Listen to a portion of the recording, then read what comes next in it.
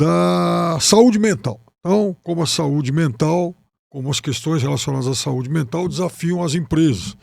E aí falam de estresse, e principalmente de burnout, que é um tema relativamente novo quando se discutem esses problemas. Eu me lembro que a minha grande amiga Isabela Camargo, que trabalhava na TV Globo, a partir de um problema, de uma experiência pessoal, ela se tornou uma espécie de embaixadora dessa causa e hoje ela é uma requisitada palestrante sobre o tema. Então, hoje é muito comum veículos de comunicação e promotores de eventos, entidades, empresas, todo Olha lá, mundo... tá na tela, Fábio. Exatamente. Ó.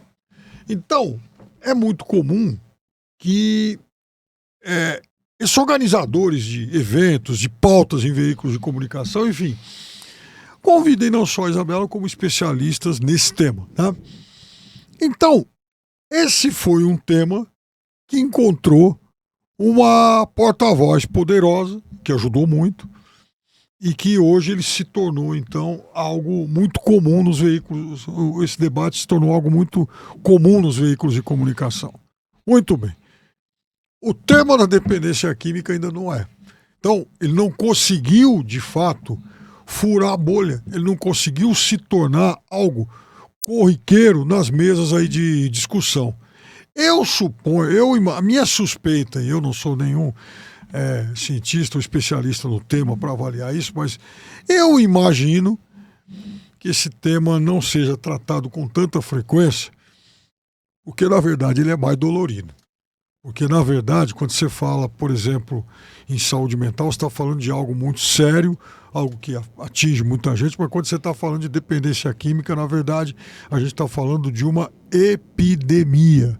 Então, quando você combate, quando você ataca os problemas que afetam a saúde mental, na verdade, você está, entre outros resultados, você está trabalhando para melhorar não só a qualidade de vida, mas também a produtividade das empresas.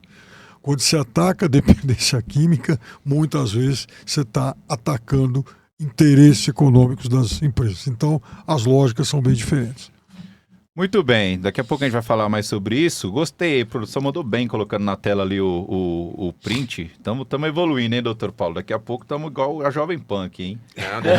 Igual eu acho que nós já estamos, viu? Já temos o comentarista.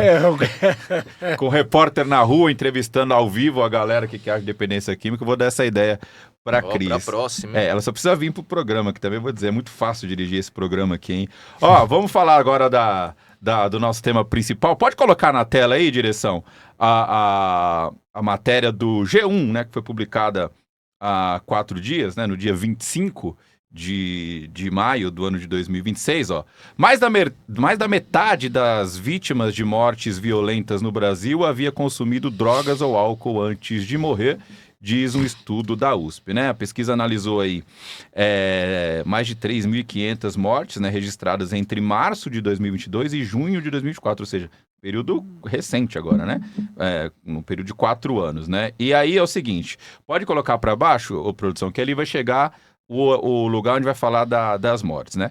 Foram analisadas 3.577 mortes, tá?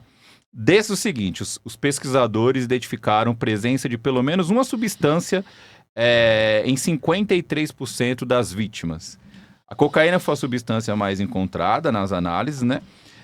Presente em 29% dos casos, seguida pelo álcool, com 27,7% dos casos, e a cannabis ficou lá em 2,2%, um pouco mais abaixo. Isso mostra, né, doutor, a importância do tema, como é pouco discutido, e tem lá a nossa pergunta na enquete que vai falar justamente sobre isso, né? Na sua opinião é o seguinte, se o álcool, né, drogas em geral, causam tantas mortes, por que é tão normalizado, né? Aí a gente colocou as opções, tá lá, cultura, interesse econômico ou falta de informação. Por enquanto, cultura com 75% dos votos, tá vencendo, né? Interesse econômico com 25% dos votos aqui, dos votantes, e 0% para falta de informação. A galera acha que, por enquanto, que tem bastante informação aí nas redes sociais. Mas esse número é totalmente alarmante, né, doutor? Mortes violentas. E aí, tem um outro dado aqui importante que eu queria que o senhor comentasse, que fala das mortes analisadas, né? A maioria é homicídio, mais de 2.000 homicídios, né, causados pela influência das drogas, né? 524 acidentes de trânsito, 330 suicídios, 52 envenenamentos e tem outras causas aqui que com mais de 200 mortes. Se não for um assunto urgente, alarmante, eu não sei o que pode ser, viu, doutor? Pois é. Mas essas pesquisas, né, Hugo, elas sempre, é uma coisa que nos chama a atenção, elas sempre são coerentes entre si. Elas sempre vêm em linha com outras pesquisas já feitas sobre o tema. Só para a gente ficar num exemplo não tão recente assim, é coisa de uns 30 anos, talvez o Fábio se lembre, Diadema fez uma pesquisa similar a essa, e o que foi constatado é que era 40% das pessoas vítimas de homicídio, né, que foram a óbito, tinham álcool no sangue. No exame de alcoolemia apresentava-se positivo para álcool, e durante um tempo instituiu-se uma chamada lei seca em Diadema, que vigorou por algum tempo ali, e depois isso daí foi revogado, mas houve uma diminuição de homicídios nesse período. Não sei exatamente como foi quantificado isso, se foi realmente algo significativo, mas isso justificou a tal dessa lei seca em Diadema, que era algo muito parecido com o que nós vimos nessa pesquisa. Não tem muita surpresa com relação a isso, portanto, né? O álcool, a primeira coisa que ele tira das pessoas é a autocrítica. Tirando a autocrítica num ambiente com muitas pessoas, num ambiente que às vezes é até propenso à violência, e independentemente disso, né, se a pessoa perde a autocrítica, ela perde qualquer freio. E aí a questão do conflito é meramente uma questão de tempo, porque nós vivemos juntos entre nós. Nós não vivemos como ermitões na caverna, a gente vive, né, na companhia das pessoas. Então, é realmente muito alarmante que isso aconteça. Agora, esses são casos de pessoas que foram a óbito. Imagina os casos de acidente de trânsito que as pessoas não foram a óbito, mas precisaram de um serviço de saúde, ou que as pessoas não chegaram a ser vítimas de homicídio, mas também estão ocupando um leito hospitalar. E isso é uma coisa que eu diria que é incalculável do ponto de vista do prejuízo social e do prejuízo pessoal. Vou dar um exemplo recente, vou até tomar muito cuidado para não revelar, né, quem são as pessoas, mas recentemente uma pessoa do nosso conhecimento, meu e do professor aqui, uma pessoa que tem a doença da dependência química, foi agredido na rua de uma forma extremamente violenta. Essa pessoa não foi a óbito, mas está há 20, 30 dias numa UTI, dificilmente vai ter uma recuperação plena.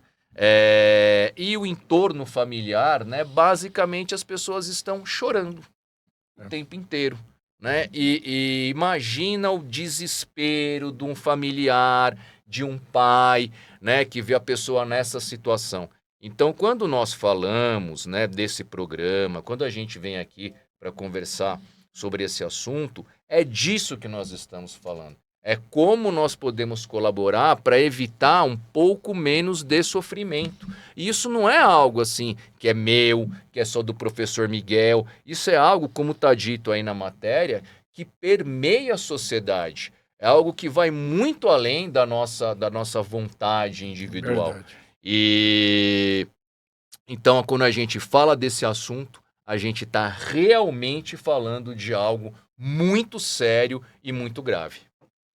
Muito bem, vai lá, doutor, você vai falar agora. Eu queria que o senhor respondesse o seguinte: das mortes, né, das mortes pesquisadas aqui, o doutor Paulo foi muito feliz em falar que isso aqui são o número de pessoas que morreram, né? O número de pessoas afetadas é muito maior que isso. A gente está falando de 330 suicídios, né? Muita gente se suicidando porque perdeu aí a falta de amor pela vida. Enfim, é difícil até falar sobre, porque a gente não pode julgar ninguém. Lá no Amor Exigente, a gente tem um trabalho todo voltado para essa parte da instrução, da conversa. Queria que o senhor falasse um pouquinho sobre isso. Paulo, inclusive, estava falando agora isso daí é uma pessoa que é recente, uma coisa que está muito recente, que uma pessoa que frequentou os nossos grupos e sofreu esse problema agora e está, se passar, vai ficar que nem o doutor Paulo falou, vai ficar entrevado numa cama. Mas tem uma grande possibilidade de vir a óbito, viu, Paulo? Infelizmente. Mas é isso daí. A grande maioria que bebe e não acredita que ele é um alcoólatra. Ele fala, não, eu paro quando eu quero, eu posso beber, eu vou maneirar um pouco. Mas ele dá uma paradinha quando realmente está numa situação que ele já não consegue nem pegar o copo. Aí ele dá uma parada. Mas fica lá um mês, às vezes menos, às vezes até 2 meses, e volta. E quando volta, começa de não, vou beber só de um pouquinho, e volta com tudo. Porque vai voltando e vai voltar. Aquilo que bebia, um pouco mais. Chega uma hora que ele não consegue mais beber o que bebia. Ele começa a dar uma maneira porque ele não consegue mais beber tanto. É muito triste e a gente vê isso daí, principalmente nos grupos que a gente atende, que a gente participa. Quem mais sofre é a família. A família realmente sofre muito mais que o dependente.